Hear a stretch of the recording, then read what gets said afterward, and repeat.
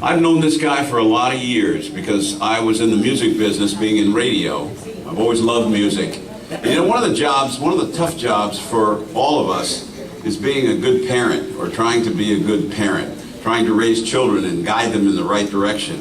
And few people do it as well, have done it as well as this next gentleman.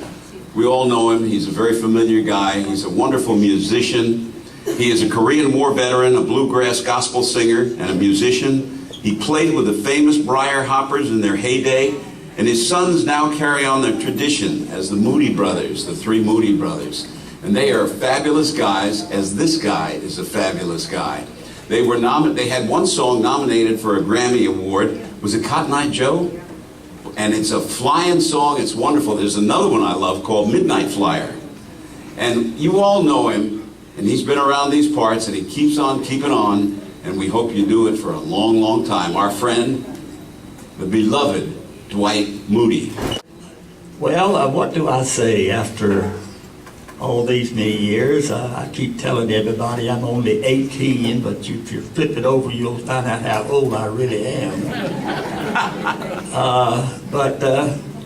I had a pretty good career started back in the 40s. I'd been working on the Grand Ole Opry some back in them days, Even some of us found out that Doug Mays at one time worked on the Grand Ole Opry.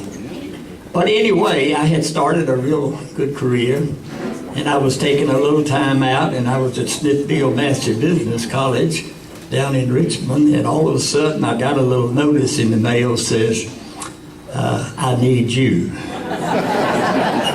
I'm sure some of you fellows here this evening have gotten that same notice.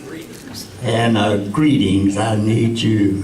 And so it cut my career there at Smithfield, and my musical career kind of in half there.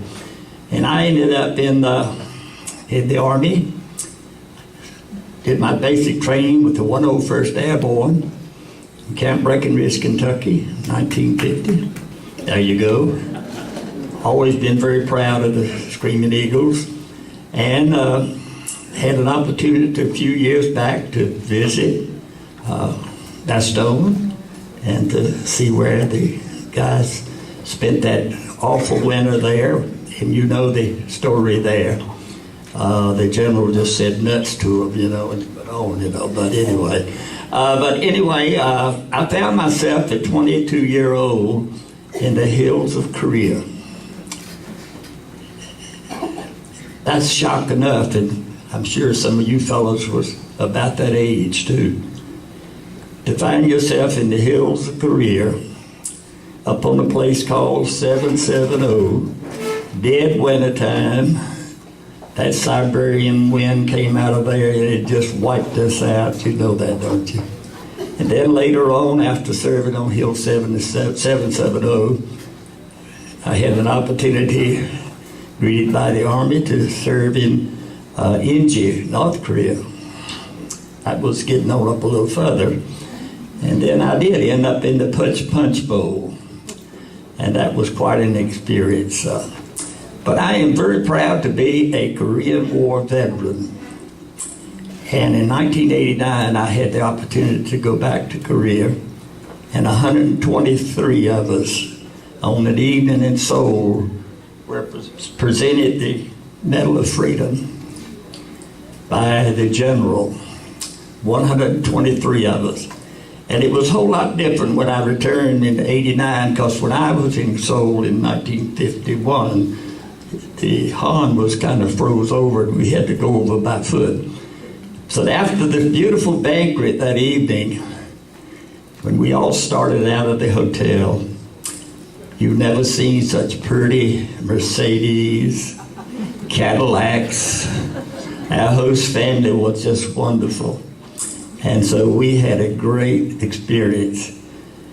But I also have another thing that I'd like to share with you.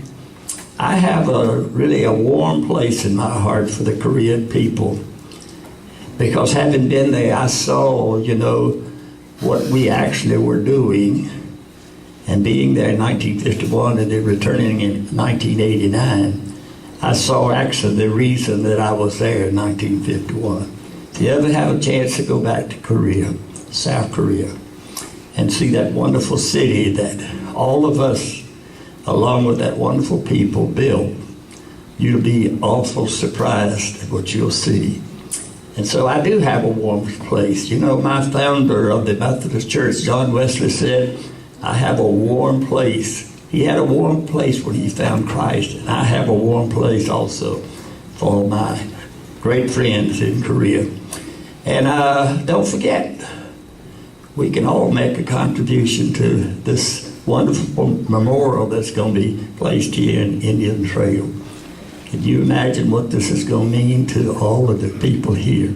And so, be generous. You know, it don't take $1 million, just a $5 bill every so often that you can drop in an envelope and send it our way.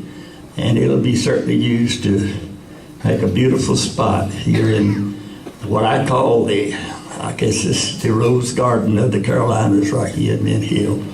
So, with that, I'll just turn it back to H.A. here. And what kind of a treat could it be to be on the program again with H.H. Thompson? Lord have mercy.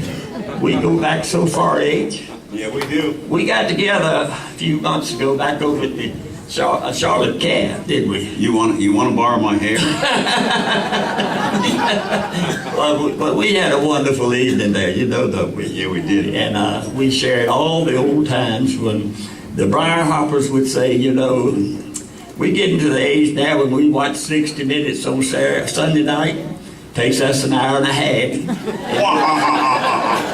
And so you and I know about sharing that, don't we? Yeah. Love you, buddy. Thank you, Dwight. Dwight Moody.